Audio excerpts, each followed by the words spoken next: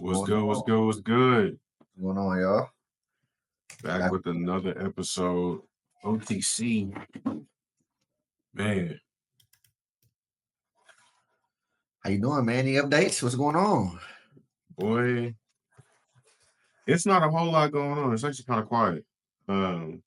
At least for me, I think it's kind of quiet. But I hear a splash here and there, splash here and there. But yeah, no, we're gonna get right into it because we don't really have that long of an itinerary to get through. We got some AI related topics. We got some market sentiment news. We're gonna get into Apple. Mhm. We're gonna look into what the SEC got going on. They seem to be backpedaling. Whole lot of backpedaling, I'm seeing. So that's always a good thing, especially if you're in the crypto world, because that's where they seem to be paying attention the most. And then, of course, man, we'd be remiss not to cover the Bybit hack. $1.4 billion in ETH stolen from one of the largest crypto exchanges in the world. So it's a pretty big deal.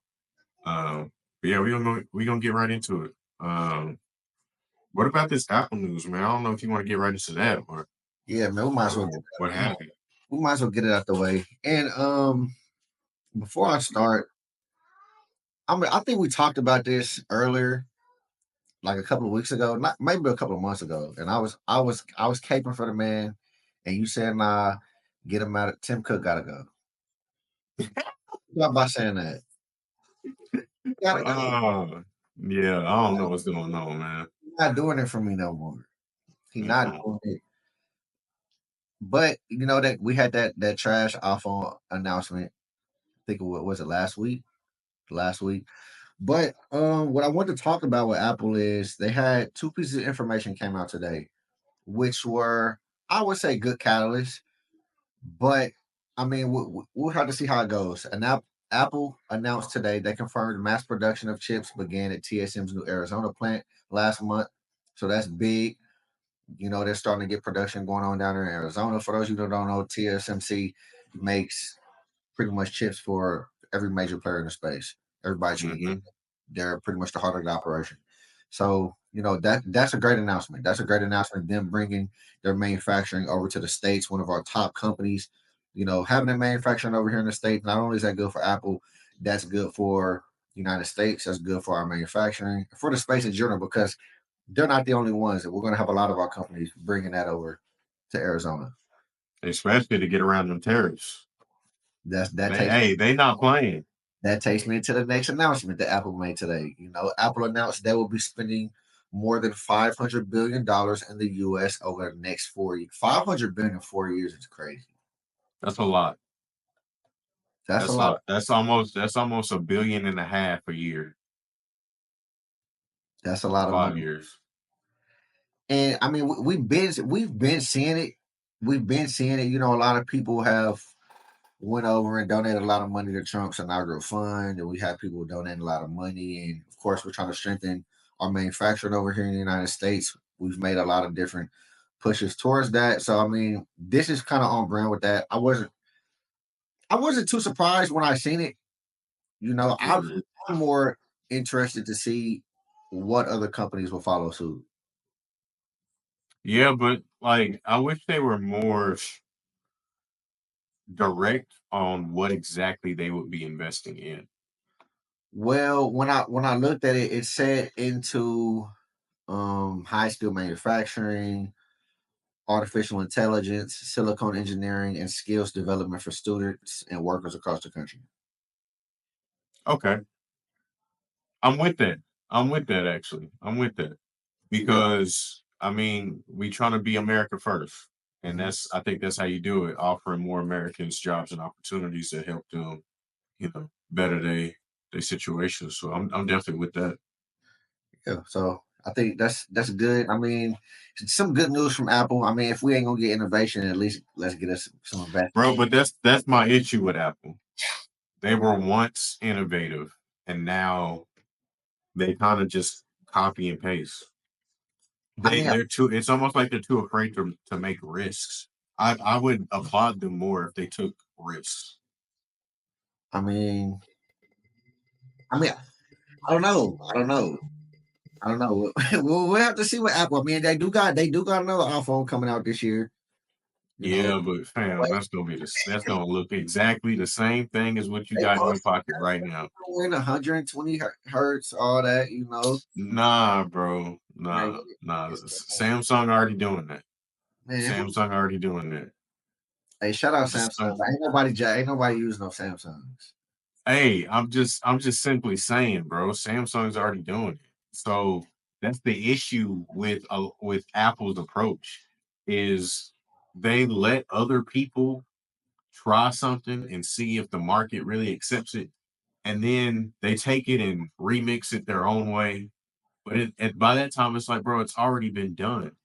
Yeah, The iPhone was so impactful because nobody had ever created something like that, right? So how do you need to continue to innovate in that vein, and if you don't, like, you kind of lose that aura. There's multiple reasons why everybody goes Apple, right? I mean, the ecosystem, of course, super seamless, but it was also the innovation. Like when this shit came out, super popular, everybody wanted an iPhone. Now it's kind of just like regular. So I think they just need to get back to innovation, inventing something, taking a risk, bro. Like I think with especially with the Vision goggles, yeah, bro, if they would have just made that a little cheaper, yeah. That price point was ridiculous. that price point was crazy. That was But if ridiculous. they would have made it like in line with the Oculus or something, $400, $500, whatever the Oculus price is. Even 1,000, I they would throw away more units. Yeah, even at 1,000, you're right. You're right. Even at 1,000, right? Even at 1,000, and then go from there. You started like ain't nobody paying for that. Not for something that doesn't have any infrastructure, no apps, No nothing. no utility. You can't use it for you can use it for knickknack stuff. I think it was just the excitement, but when you got down to it, you can't. It's nothing on it. Right. Right. A lot of people copied it just to copy it and say they had it. But it's really not useful. It would have been collecting dust for me personally. 3 hour battery life, that's crazy. And it's heavy. Nah, that's crazy. I'm good. I'm good. But, but, but So yeah, I think a better price point would have saved them on the Vision, on the Apple Vision goggles. That because super dope concept, just terrible price point. Um, and bro, honestly, and this may sound like fanboyish, maybe they honestly need to give the iPad the ability to run desktop applications. I get why they trying to keep it separate, but there's a lot of people that like iPads. At this point, an iPad is just a huge phone. I can't really do anything different but than what I would be able to on my phone. would you would you would you utilize that over just getting a MacBook though if it had those capabilities? No, I would much rather carry around an iPad. Hmm. Yes. If I had MacBook capabilities Yeah. on an iPad form factor, yeah, I would much rather carry an iPad. That's just me though. That's just me. Um, Could come. but That yeah, that there's plenty. You said what? that shouldn't be hard for them to implement. No, but there's probably a marketing reason why they're not doing something. It's something. It has to be something business related as to why they're not doing it. But I do. I just think that Apple has some room for innovation, and they're not taking the right risks. They're playing it too safe at this point. but what's crazy? I mean, we say this and we've heard it. Everybody, of course, over the last couple of years, has been talking about Apple's lack of innovation. But Hmm. when you look at the stock performance, as opposed to some of its peers, Microsoft, Nvidia, Google, Amazon, Tesla, Meta. For with the exception of Meta, who is doing amazing year to date, up 14%. And maybe okay, so let me just say this. Google year to date is down 4.8%. Amazon year to date is down a little over 3%. Nvidia is down 2.9%. Microsoft is down 4.1%. Apple is only down 1.3%.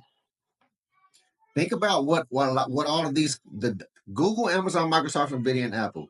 Think about what all five of those companies are doing, the innovation, the amount of money that's been spent as far as capex, research and development, all the things they have going on, and for Apple to be the one that's performing the best currently year to date. What does that say? I mean, when if you're the CEO, if you're in house at Apple, I mean, I think I've said this before. It's like if we're not innovating and we're still competing and we're still the number one top dog, what can you say? Nah, man, you get too comfortable at a certain point. You get too, especially because like you got to think Apple is trying to capture larger market share in other countries at this point. Like they pretty much got the United States on lock, right? But it's like the Asian markets that they're losing a lot of market share in, and that's where they're worried the most. I mean, they make a great deal of bread from the Asian market. They market cap is nuts, bro. I mean, I get it, but like you, in order to continue to grow, you have to spread out to other markets. But if you have one of the stickiest ecosystems, Yeah, of course, almost, absolutely. almost ever, do you have to? All of that is true. All of that is true, bro. All of that is true. But that's the thing about the market sentiment. You get fickle. People get bored. They want something new. What's the point of me buying whatever your new thing is if it's damn near exactly like the last thing? Why not just get the older one? Why spend more of my money to get this new one when it's exactly like the last one? I can just go buy that. Spend less money. You trying to get more money out of the market. Can't do that if you're not innovating. And I'll be honest with you. I upgraded almost 2 years ago, I think, or a year ago. Yeah, yeah, 2 cycles ago. Because there's about to be a 17. They already talked about the 17. I don't plan to upgrade my phone for another two, three. If that, not even if that, what they try to, they supposed to do that iPhone that, what's it called, the light or the ultra, the one that's supposed to be super thin. I'm anxious If to see that, what it looks like. hey, if it actually happened, I'll see. I'll see. It's supposed to I'll come see. this year. We gonna see, bro. I highly doubt. But then again, we say, of course, I didn't bought. I think I finally upgraded to a new phone at the 16. I had not upgraded for 2 years, and then my Apple Watch. I haven't replaced. I'm on like 3, 4 series back, maybe three in the Apple Watch. But I mean, like you said, but then again, you're not gonna upgrade everything in the ecosystem at once. I mean, both of us just bought what we both just bought a couple of M4 chip pieces just recently. Yeah, I bought yeah. But I mean, I that, don't plan on upgrading that for a good minute. but they already got Like that that. off you. They good. Hey, yeah, they got it off that because I needed it. I didn't have anything Yeah, beforehand. I mean, it's just like my PC here. I built this in 2020. I haven't upgraded a part in almost 5 years, might be time to get that right? flash. Yeah. So yeah, now yeah, I'm gonna have to get one of them, and that's when I'll upgrade. But again, that's what I'm saying. I go years without upgrading a lot of my stuff because, I mean, if I don't really have a purpose to, then what's the point of me spending money? Sure. See, that's another thing about marketing. Some people they market to exactly right. There are a group of people that will forever buy every single iPhone, every single new thing that gets thrown out there, right? You will have those people. But I don't know, for some people that are more cognizant of that, there's no reason for you to separate me from my money for whatever new thing you've created. Because especially if there's no innovation, what's the Yeah, point? it needs to excite people, but we just have to see what Apple, man. Apple's one of those companies where as much as we, as fans of Apple, as much as we don't like the lack of innovation, as investors, it's still one of those stocks that have performed and been a staple in a lot of people's portfolios, and it's performed. So I mean, until that changes, over a period of time, I guess we gotta put up with old Tim Cook and his lack of innovation or his slow pace in innovation. We'll see. We'll Bro, see. it's terrible. It's But terrible. in other news, I got this question, so I want to address it really quickly. I got a couple of people have been asking me about the state of the stock market. Am I panicking? Am I selling out of positions? Should we be selling? Things are dropping. Mm, And I want to say this: the stock market does not like uncertainty. The stock market does not like, things to change on a daily. You're not going to get a lot of catalyst for growth when you have so much macro news coming out every single day, and it's negative, it's good, it's negative, it's negative. This is going to happen. Oh, no, we'll pull that back. This is going to happen. We're in a trade war with this company. This company is getting a tariff. This country is getting a tariff. We might be going to war, or we're not going. right. When you have so much macro news like that, you're gonna expect volatility. Expect volatility. And honestly, I know there was a lot of euphoria when Trump first came in office. The stock market was going crazy. Everything was going up. You couldn't lose. You couldn't lose. Mm-hmm. But, to be fair, year to date, stock market is kind of mad right now. If you pull up the heat map. Granted, the S&P 500, it has hit new all time highs this year, but I think that may be thanks to a couple of stocks performing overly well, outperforming. Mm, But for the most part, man, you look at most of our major players, they're all in the negative year to date. Except for Meta, who's doing amazing, Palantir's doing amazing, Oracle's doing okay. But for the most part, a lot of our massive major players are down, including one of the darling childs of the Mag Seven, Tesla, who's down 18%. So what I want people to know is no, you should not be selling. If anything, well, I say this because I said this earlier. If you've been in some of these companies for a long period of time and you rode them up from the lows, like a Palantir, if you went Palantir this time last year and you got to this point, I don't have a problem with you taking profit. If you just bought into a stock a month ago, and it went up $5 and now it's down $10, don't take the loss. Don't take the loss. Invest for the yeah, long invest for the long term. Do your research. Look for buying opportunities. Look for buying opportunities, and be smart when you invest in, man. Don't panic sell. Don't get shaken out. And when you invest for a long term, like I said before, I've said many times, a lot of this is just noise. right.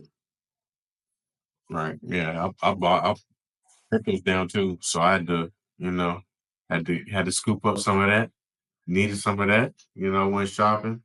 And I just like I said, man, red days, especially at these levels, that's shopping day. Got to. Got to. Got to.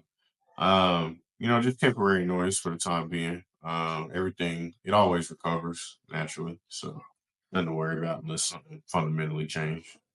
Yeah. And then speaking of Tesla, before we get into because crypto, I know y'all got a ton of news going on over there. A lot of bombshells, a lot of Boy, big catalysts. It's really some of these things.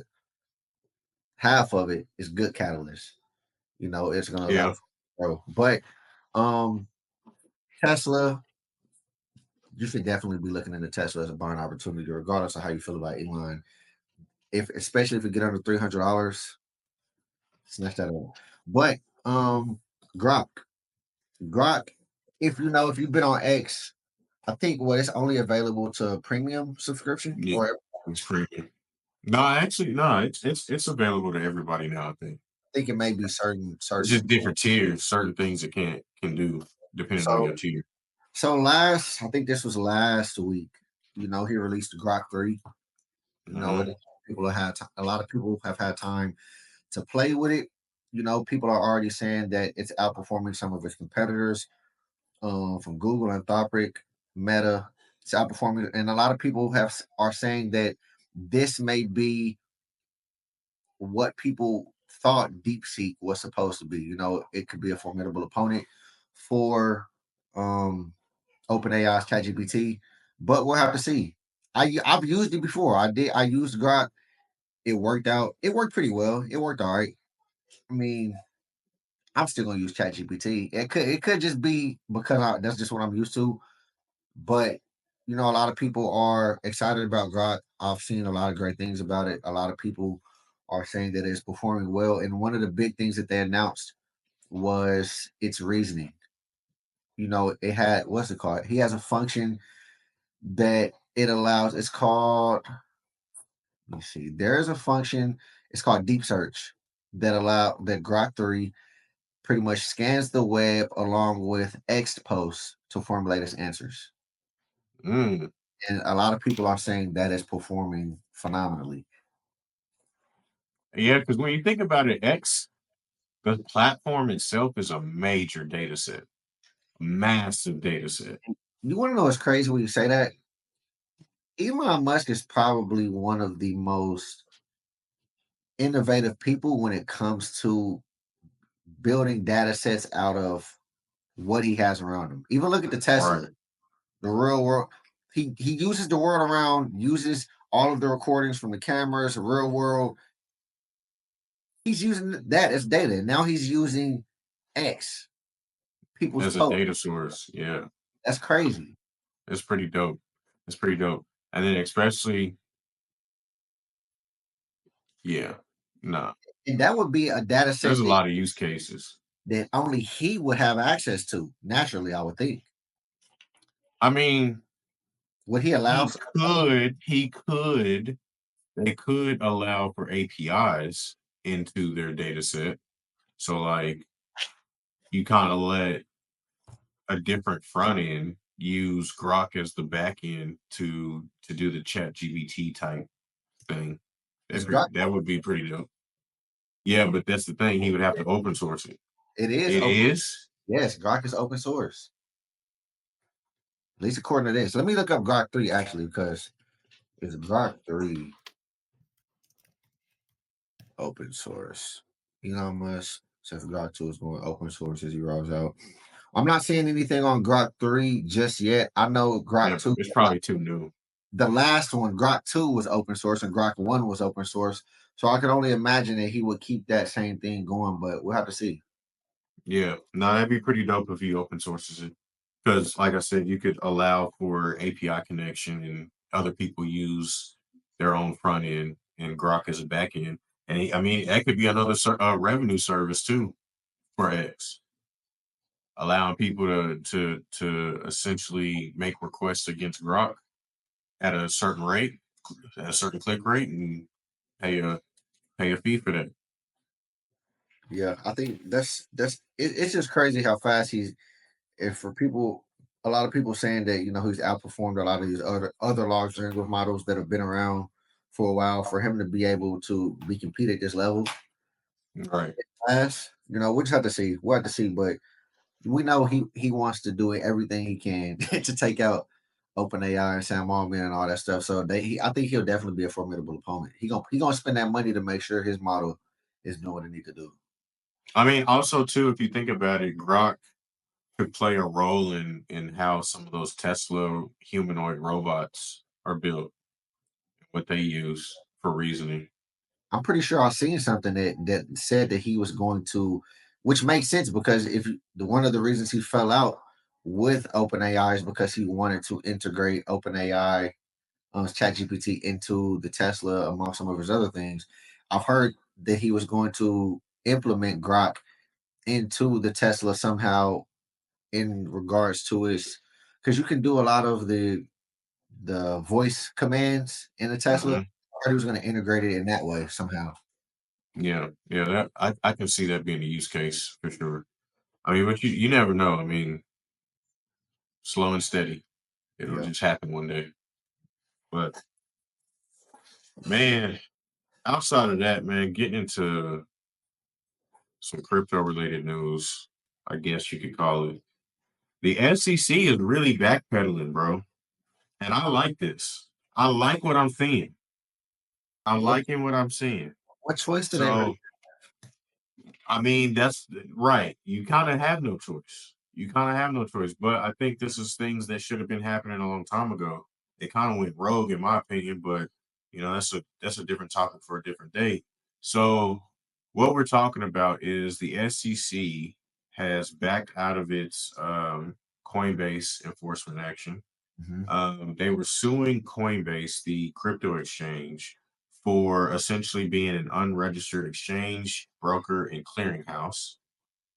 Um, they also alleged that Coinbase was trading unregistered securities, so like the cryptocurrencies in which Coinbase was selling. They were basically telling it, or the SEC was telling Coinbase, "Yo, you're selling unregistered securities." Coinbase was like, "Okay, tell us which ones." Crickets. Crickets. So SEC was on that BS, of course. And then, last but not least, the SEC was going after Coinbase's staking program. It essentially, for those of you that don't know, in the world of crypto, staking, think of it as being able to earn interest on your crypto holdings. So it's a form of passive income. They were basically saying that was an unregistered security product as well. So, um, this is definitely good news for Coinbase. It's good news for the space because when you think about Coinbase as the exchange, if you've ever bought anything on Coinbase, they list a lot of tokens, a lot of tokens.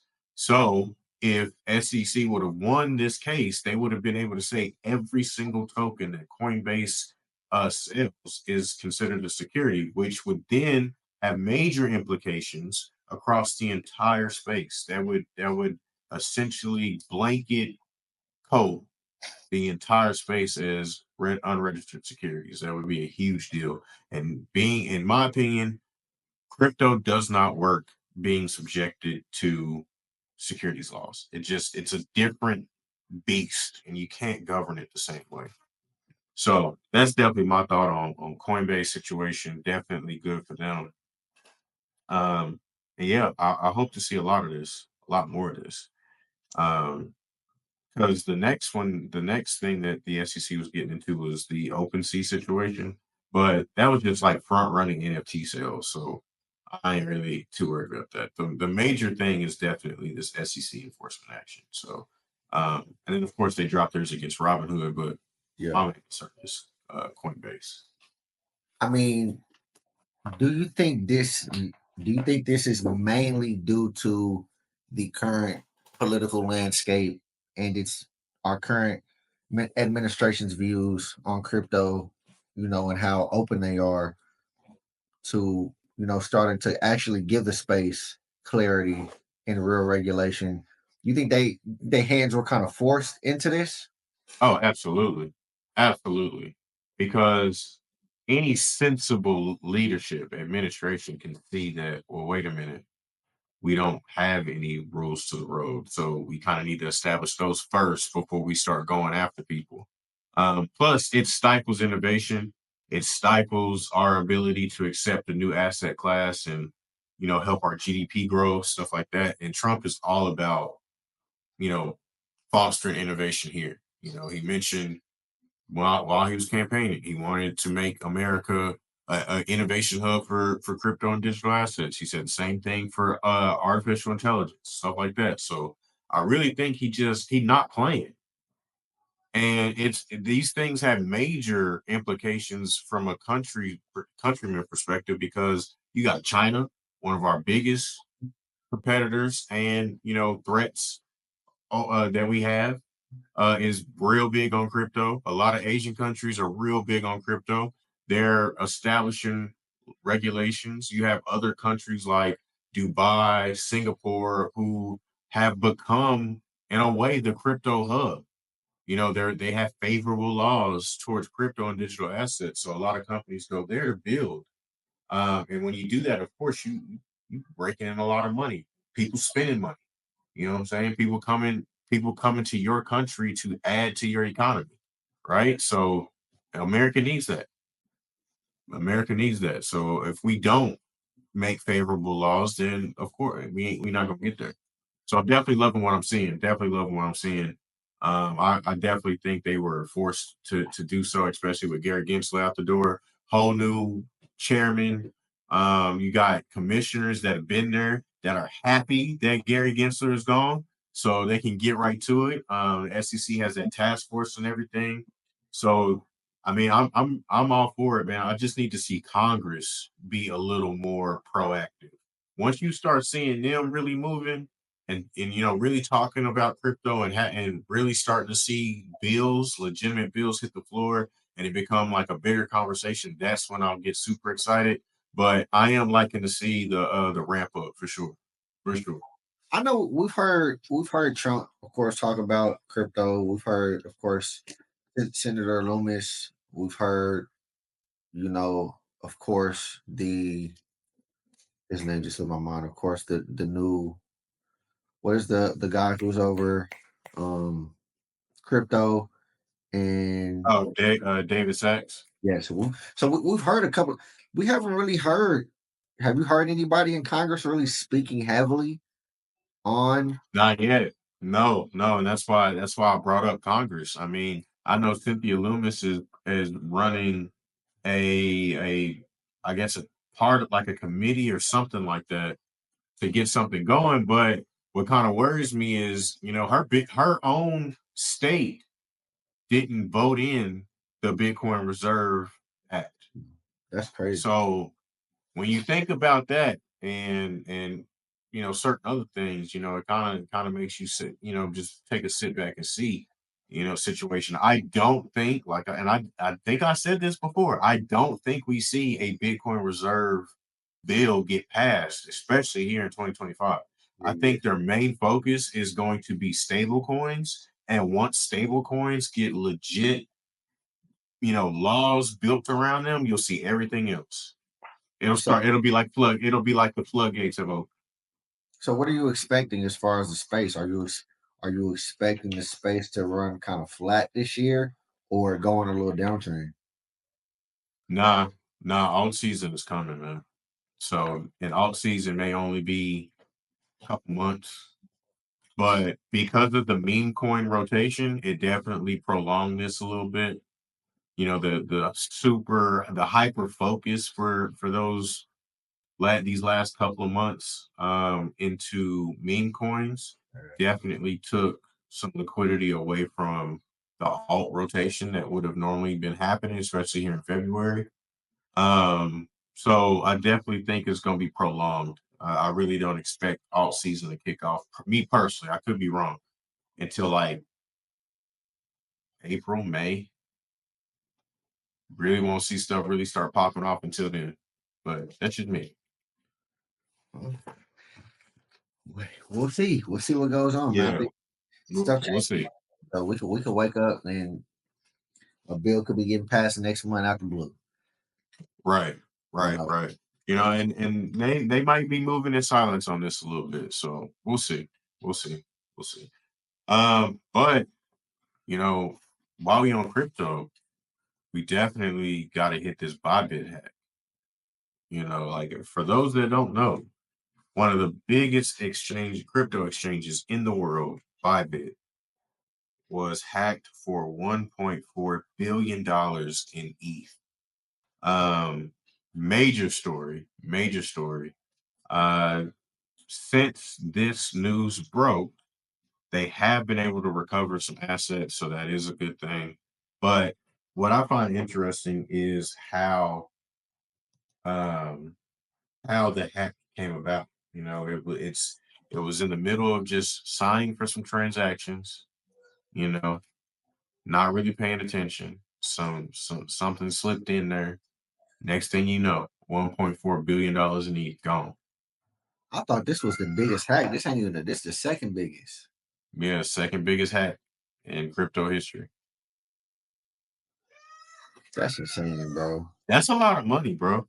That's a lot of money. I had some concerns at first, like when I've heard of hacks or anything like that, my first question is how long can this exchange stay solvent?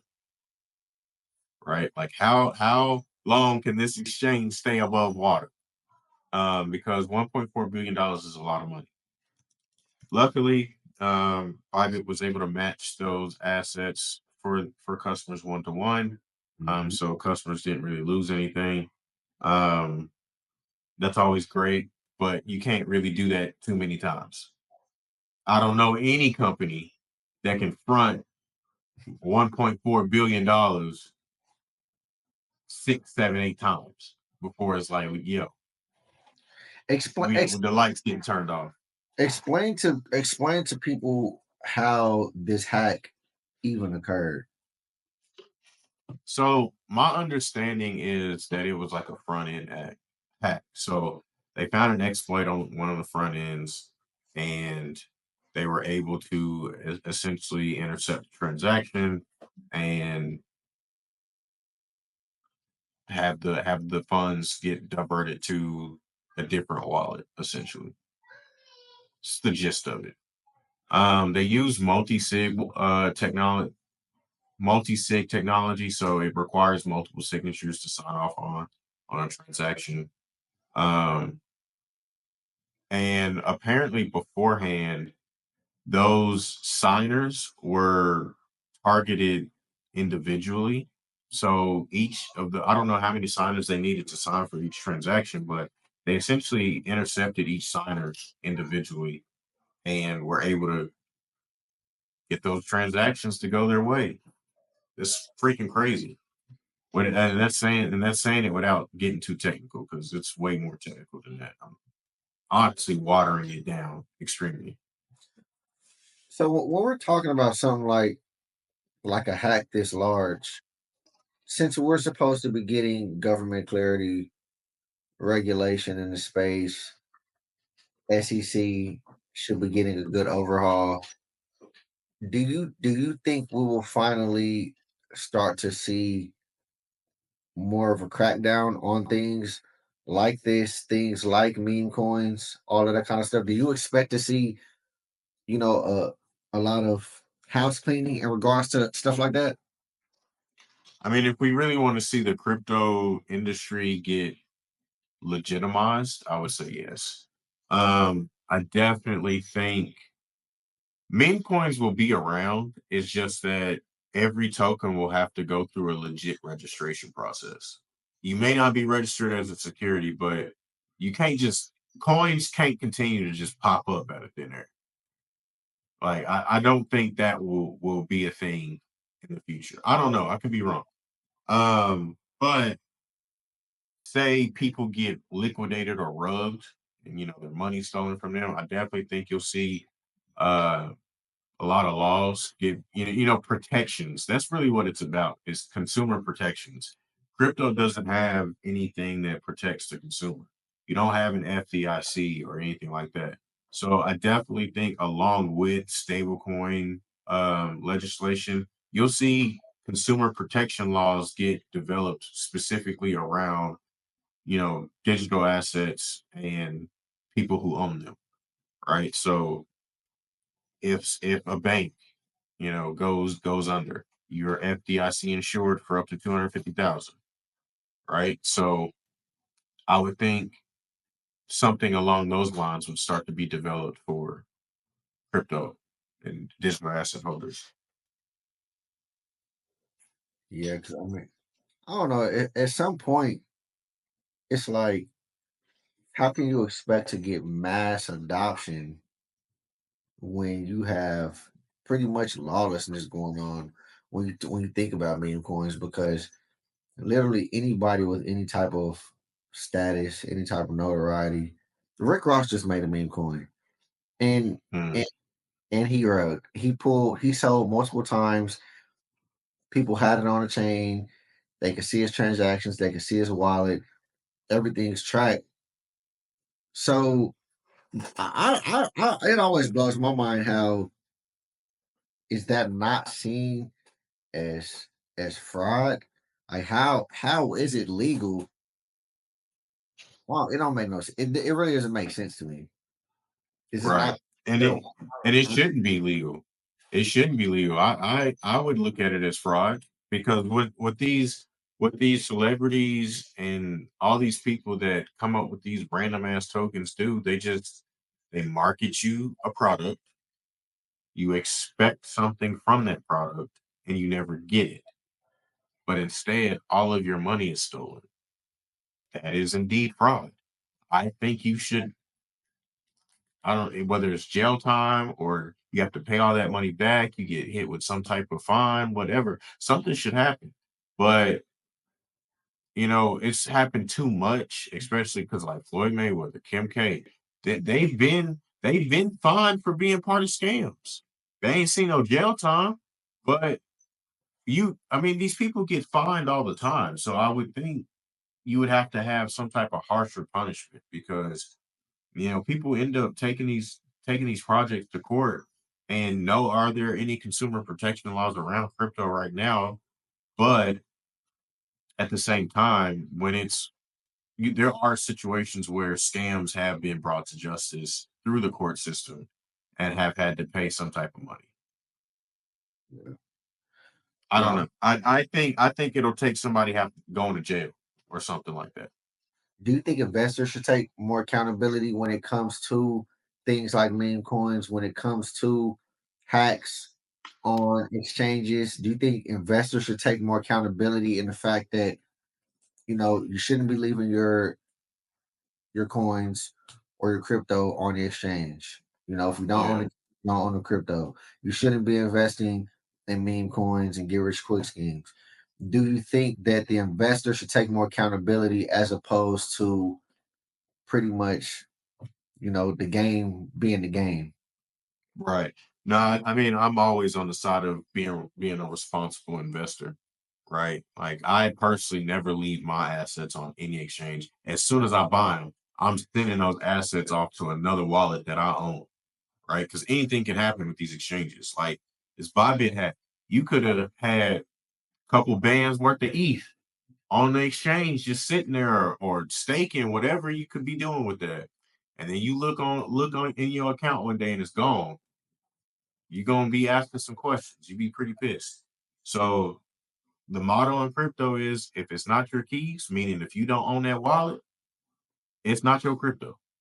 So that's why I always say send your assets off exchange to a wallet that you own or have control of. Because that way, your risk, your exposure to risk is lower. I definitely don't believe in YOLOing into these meme coins. I mean, I've dabbled.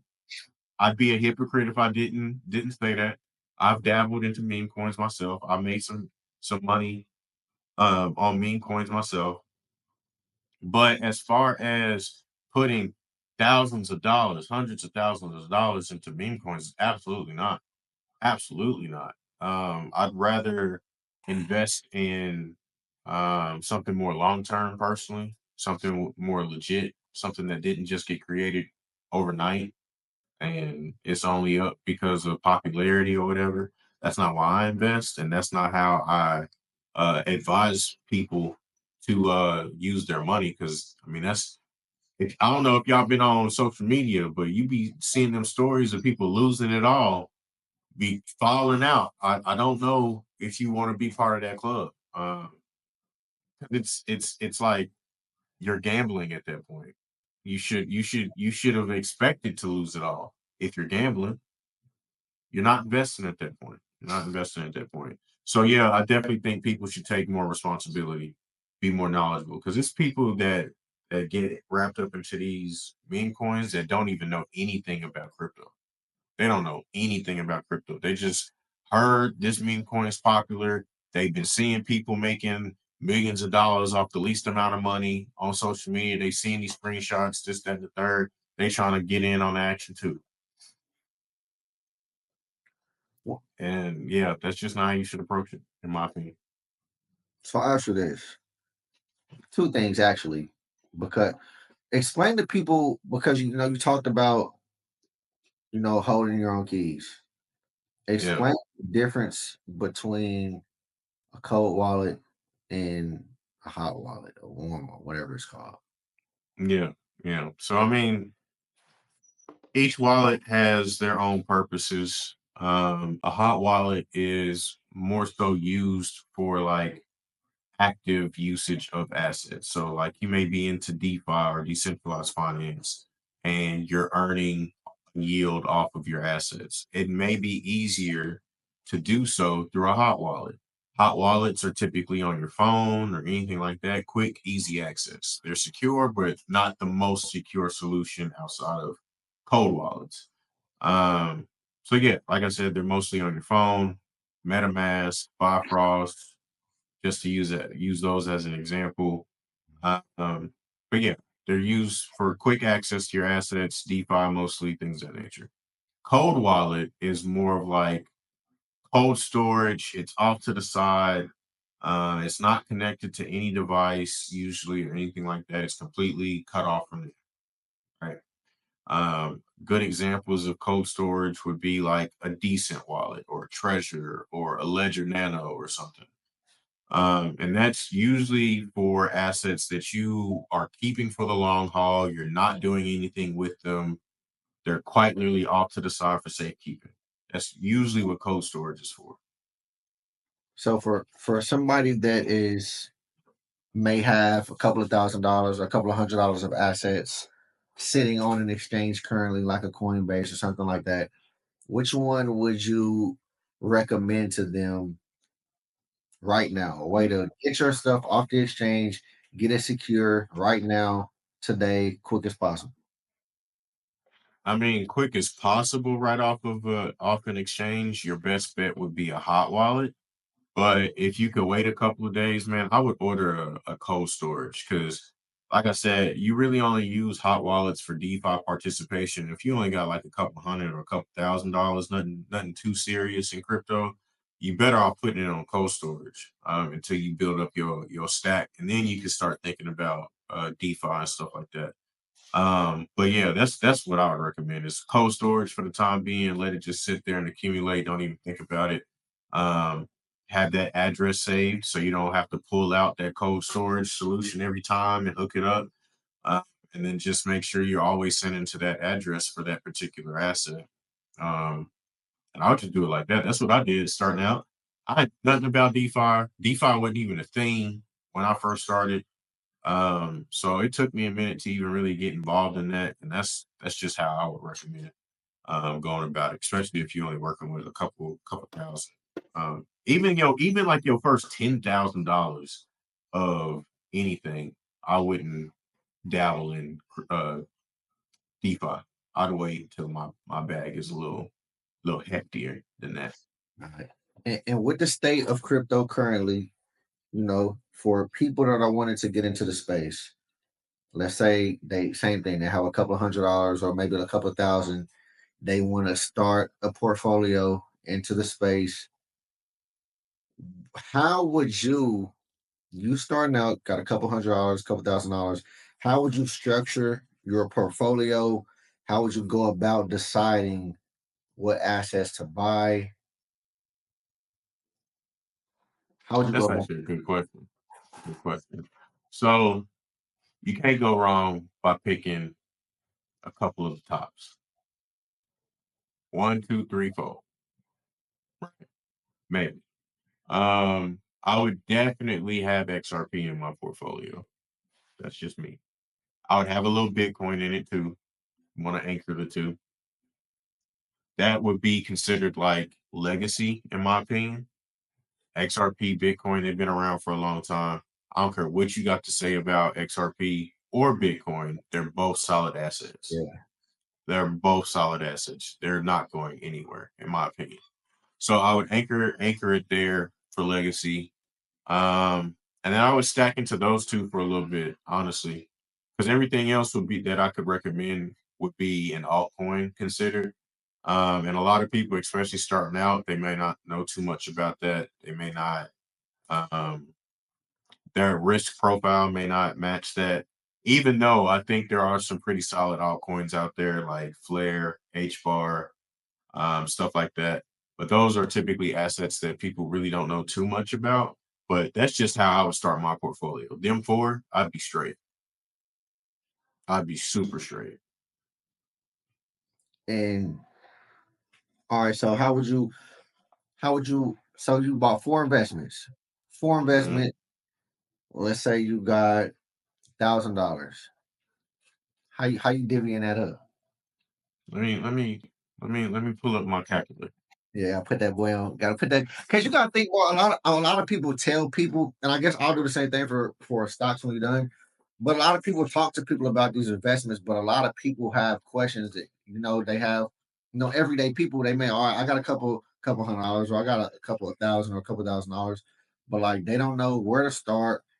How people may go buy crypto. A lot of people know about Coinbase at this point, but a lot of people leave their stuff on the exchanges. They don't know about Right.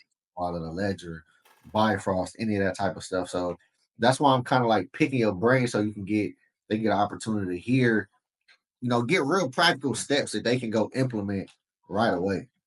Of course, of course, of course. I mean, for assets, $1,000, you can split it evenly, 250 a piece, and be pretty. That to me, that's pretty cool.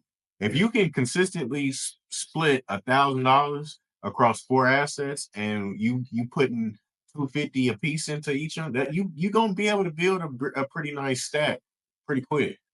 So So are you in I favor mean, of you can split it up like that, or if you want to favorite certain assets, I mean, you can divvy it. You can mess with the percentages like that. when it comes to when it comes to you buying crypto, are you a fan of dollar cost averaging into multiple assets at once, or getting one bag to a certain point and then working on another bag? Yeah, nah, I've over the so when I first started, I dollar cost averaged across multiple assets.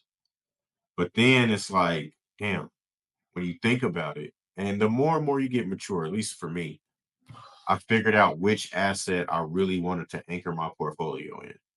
Like which asset is really going to be my driver, my main driver, right? So when I found my main driver, I started focusing solely on that until I built my bag up enough to where I'm like, okay, I'm good. I have more than enough of this asset. Now I can start focusing on other ones, right? So that's my approach.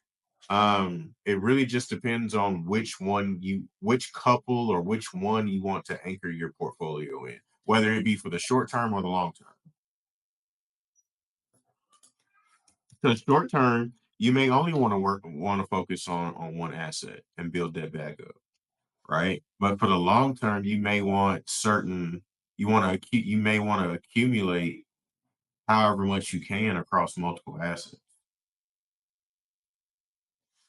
So it really just depends. Like I'll be honest with you, I'm about to make my last buy in a particular asset that I will ever make. Like this is about to be my last buy, and I'm gonna ride this one out till the You talking wheels about? fall. Is you talking about? I think you talking about. Yes. I don't think it's gonna be a last bite. You can't. You ain't gonna. Nah, nah, nah, nah. This is going to be my last buy because of how much I'm about to buy of it at once. Yeah.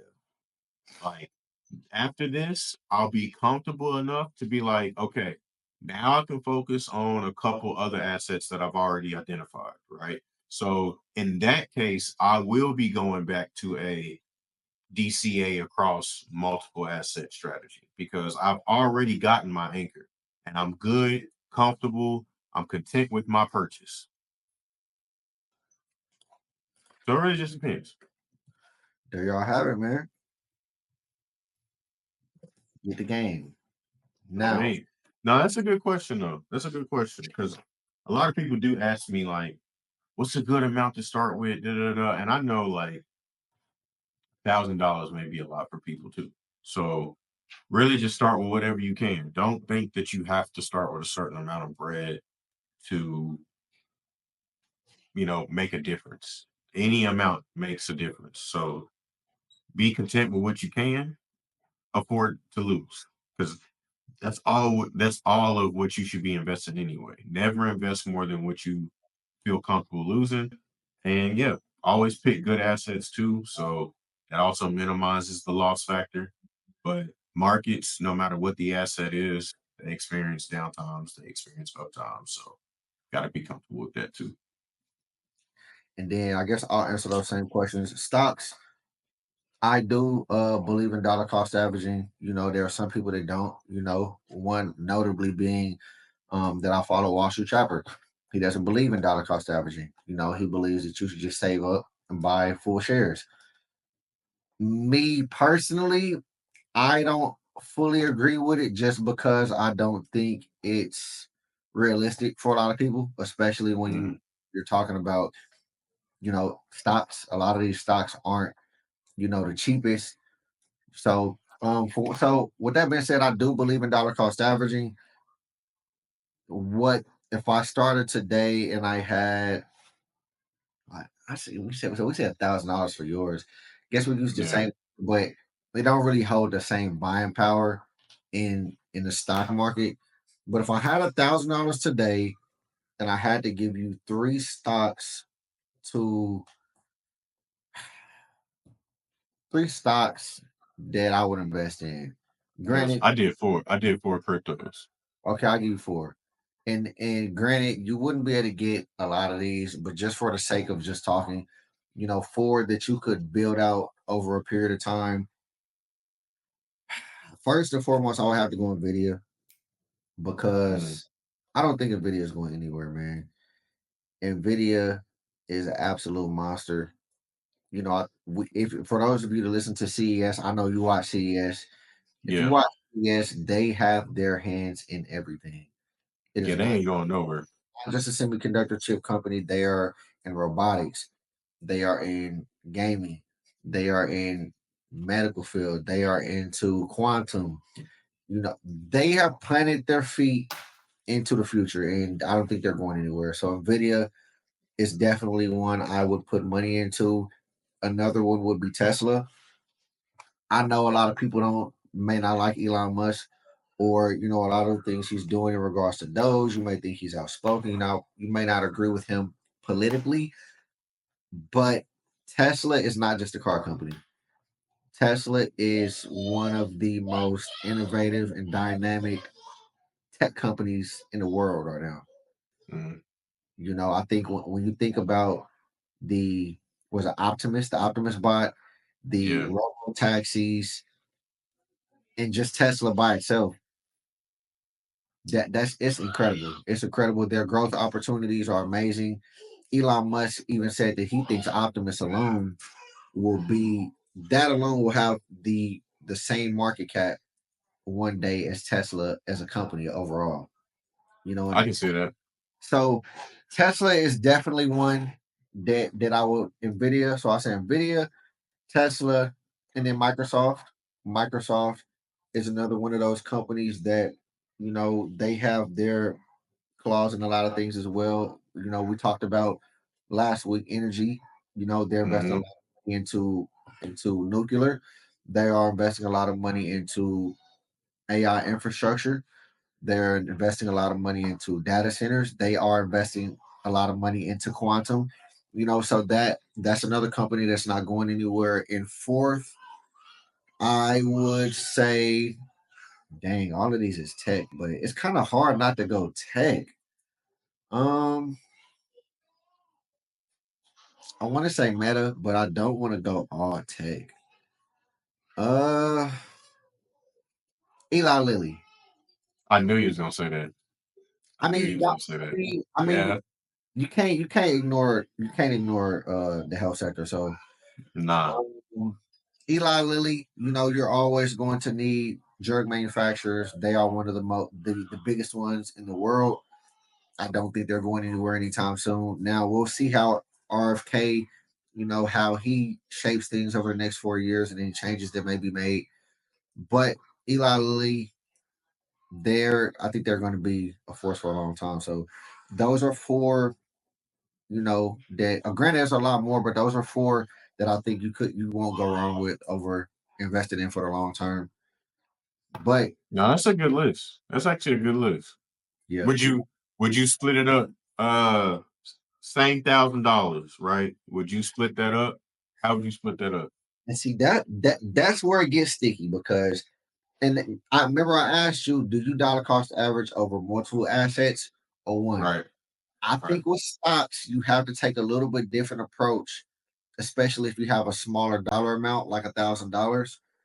I think me personally, it would be smarter to deploy that thousand on maybe one, and Right. then you build up. to 10 shares in one, then build up into 10 shares in another, then build up 10 shares in another.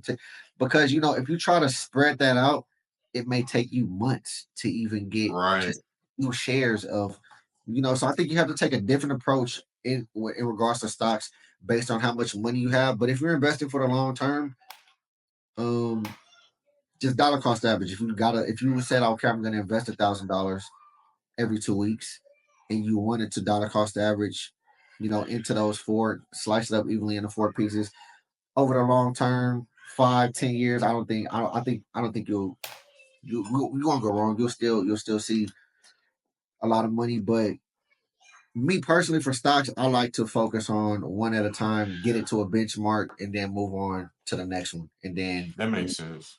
gradually That grow makes up. sense. Yeah, that's the thing that, like, I mean, I don't know. That's something that I juggle with a lot because it's like I look at opportunity costs. It's like for crypto, for me, it's like, okay, what else? What else is going on in this ecosystem? How else can I utilize this asset to benefit me? Can I earn a yield off of it? Um, just multiple different things, bro. And most of the assets that I target, you can indeed earn a yield on. So I mean, I don't know. It's all about the overall opportunity cost. What am I giving up by not investing into at least something into each asset? Now, like I said, my anchor, I went all in on that. Had to make sure I captured as much as possible, as much as I would be content with. And then now that that's over with, I'm kind of like still in the middle of formulating my next attack move, but at the same time, no DCAing across four main different assets might not be bad. We'll see though. So do you think that you're going to okay, so I know one of your, and if y'all want to know the investment that he's talking about, y'all need to go tap in on his YouTube channel. Because it wouldn't be a secret if he was tapped into that. Right. It's not. But It's not. after you're done with that, after you get this last big deployment, what are you going to be still heavily focused into crypto, or are you going to start deploying more capital into stocks? Funny thing is, I was thinking about this last week. My next, because I'll still be deploying money into crypto. Like I won't ever stop that. But I'll rotate between crypto and another asset class. I don't think. I mean, I'll be putting money in the stocks, Mhm. of course, but I think metals will be where I put more of my focus. I think gold Gold, crazy, bro. gold. I gotta build up because I have a position in gold now, Mhm. but it's nowhere near what my position is in crypto, and I don't think I'll ever match my crypto position in gold or anything like that. But I at least gotta double where my current position in gold. It's I don't my current position in gold is not big enough. I'll And say that. I need to start a position in gold because that is one that I have not started a position in, or I haven't started buying physical gold. How much is gold Right. worth? Well, Bro, it's almost like $3,000 an ounce. Almost. It ain't exactly. But the way I look at it, bro, that in my opinion is truly the inflation hedge. It's always been here. They call it God's money for a reason. You can't really go wrong with gold, bro. It's quite literally a purchasing power protector. I mean, and one thing that I've learned this last, especially leading up into the election, things of that nature, I have to have exposure, even a little bit, even being crypto native. I have to have exposure in other things too. Because imagine if I would have had my crypto portfolio, but a beefier metals portfolio, and I had a stock portfolio all at once. yeah, you ain't. You I'd ain't. be, It's definitely. It's so definitely. It's definitely a hedge because I'm looking at it. I go to the 5 day time frame. It's up 1%, 1.2%. Month time frame 6.5%. 6 months 15.89%. Year to date 10.9. Year 45.24, 5-year 89. So it's And in, you're saving your purchasing power. Like you bought your gold position hedges against the inflation of the dollar. That's just how much purchasing power gold has saved in that amount of time. sense. So Yeah. Gold, it seemed like it kind of ran a little flat from maybe 2013 to about, I say it looked like it started ticking up around 2019-ish. And right, it's been on a run ever since. Well, it ran a little flat from 2020 to 2023. But right. from 2023, it's ran up crazy. But this is the thing though, like you'll have spikes like these, but you don't invest in gold for growth. Yeah. I mean, You, you you might, invest in gold for protection. it's crazy. Right. Right. I mean, I guess you invest in gold for growth against the dollar, but I mean, for the most part, that's a wealth protector, not a wealth generator. So I think I'm a focus a little bit on metals, beef up my metals position, and I'm gonna be buying. I'll buy stocks as well too, but man, I think my main focus is just going. Like I said, my anchor of my overall portfolio is crypto. Gotta have a hedge against that with gold, and then of course I'm gonna have a little position in stocks. Got to. You gotta have exposure across the board. So you're more concerned with preserving your. So you're more concerned with beating inflation as opposed to maximum growth potential. And yeah, I have, and I'm exposed to maximum growth potential through my crypto portfolio. Mhm. But I would be, my risk tolerance would be exceeded if all I had was another stock portfolio to hedge against crypto, Yeah. right? Like I have to have something in the middle of my crypto portfolio and my stock portfolio that hedges me on either side. Otherwise, I'm naked out here. And I asked that to say to make a point is, we've talked about it before, is people knowing their investor identity. Hmm. You know that what's going to make you feel comfortable is having a tangible asset that's going to preserve your wealth, Hmm. in regardless of any economic uncertainty, any economic downturn. And even when we have economic downturn, that's going to be more lucrative even for your investment, as Right. opposed to maximum growth potential. Whereas I think in our mindsets or our investor identities, that may be where we may differ a little bit.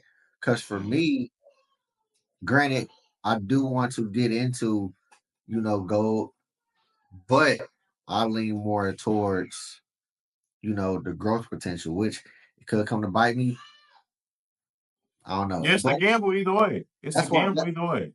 But that's why I want to be.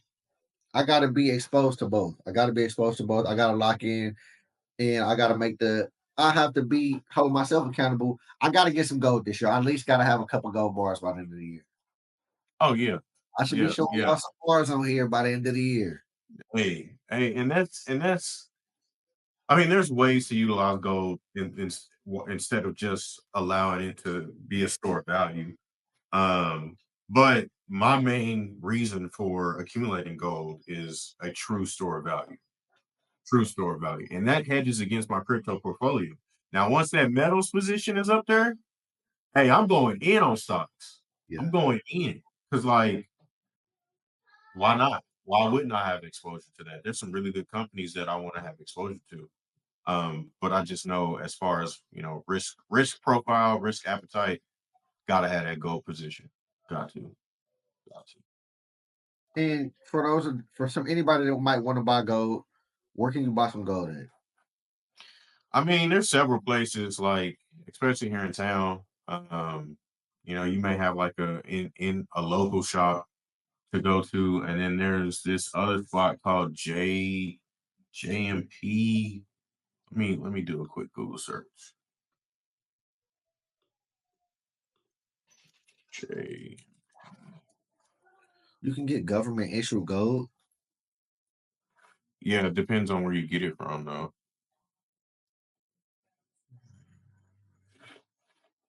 I don't know how I feel about is this something okay, you buy gold. Right. Is this something you keep at the crib in a safe? Is this something you keep in a safe deposit box? I mean, there's multiple ways to um secure gold. Some people use safety deposit boxes at like a bank I feel lit. or Open that up. I need to see that. yeah, I mean you can go and get it. Yeah. And then some people like you said, they have a safe at home, and they do it like that. Um, yeah, and then there's a company called Glint, Glint. No, this is not an endorsement. We're not affiliated with them by any means. Ain't sent no check over. Um, they allow you to spend gold like you would a debit card.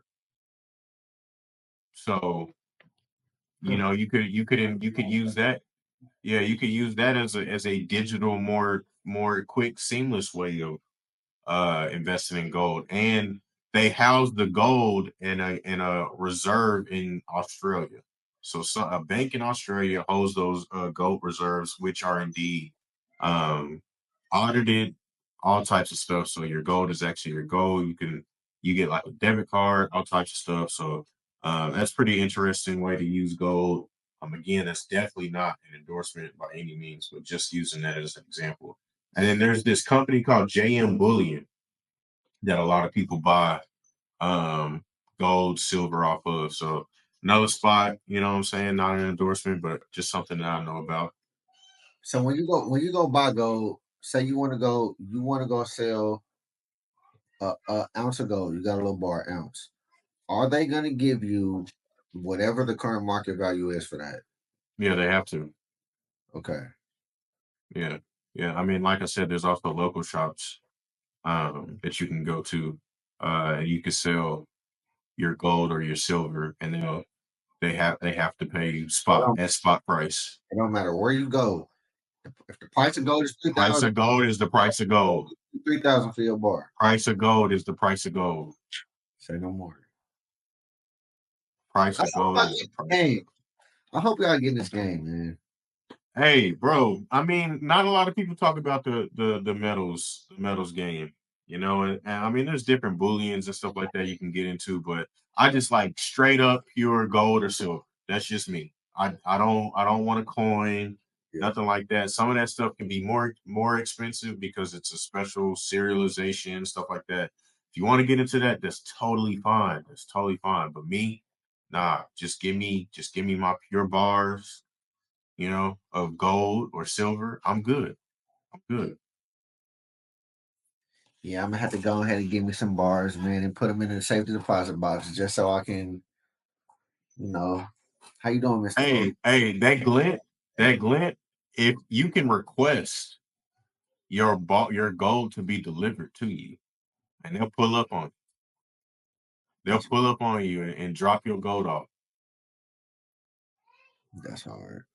So, I mean, hey, Yeah, there's multiple ways. I'm gonna hold it because then I gotta see it. I gotta see it. I gotta touch it. Yeah, a certain amount I got to be able to see. I A gotta certain amount, nah, I need that. I need that. I don't blame you for that. But yeah, no, there's multiple ways to get your hands on some of this stuff, man. You just got to know where to go. But yeah, like I said, bro, that's where my next focus gonna be. Like I said, I'll rotate between crypto and metals, but I gotta build my metals position up more than what it's at right now.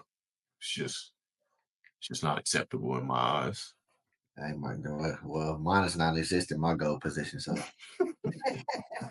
my goal Oh position, me. you know. But uh, anything else that people should be looking at or looking into or paying attention to in regards to crypto over the week? Man, markets are down. So again, I wouldn't be panicked. Buying opportunities, in my opinion, is part of the cycle. Like I said, I expect all season to kick off here pretty soon. I mean, March is next week. So I think like we've been saying, man. Like we said, Q1 bloodbath, not a good look, not a good look. But after Q1, it's on and popping. So things are definitely tracking. We're gonna have to see, like I said, April, May. I definitely expect all season to kick off. So I'm not scared of these red days. Like I said, I like red days. I go shopping on red days. Mhm. So yeah, we gonna see, man. We gonna see. Definitely a lot to look forward to. And then in regards to stocks, man, probably I would say for me, probably could consider. I think is it. I think this might be my biggest holding currently. Nvidia has earnings Wednesday, I believe. You've heard Nvidia, whether you're invested in it or not. This is going to have implications on the entire stock market. If you look at the two biggest companies by market cap, you have Apple, you have Nvidia. So be paying attention to those earnings. Nvidia has a current market cap of about $3.1 trillion. And be paying attention to those earnings because it will have implications on the entire stock market. If Nvidia doesn't have good earnings, if they flop, Nvidia falls, the stock market will fall. The S&P 500 will feel that. Like I said, the earnings are on Wednesday. Be paying attention to two things you want to pay attention to. Well, three things. The revenue, the estimates are 38.2 billion. So we want to look for a beat on that. And then their earnings per share is estimated at 85 cents a share. We want a beat on that as well. And we want to hear about guidance. We want to hear that, you know, their chips are doing well, their timelines for deliveries. We want to hear about their next chip. We need to have good guidance and we need to have good numbers. So be paying attention to that. Like I said, that's on Wednesday. That's going to be a very, very, very big earnings that has implications on the entire stock market. So be looking out for that. I mean, no, that's good. That's good. That's good. But with that being said, man, we're gonna call it an episode, call it a show. Catch you in the next one. Peace.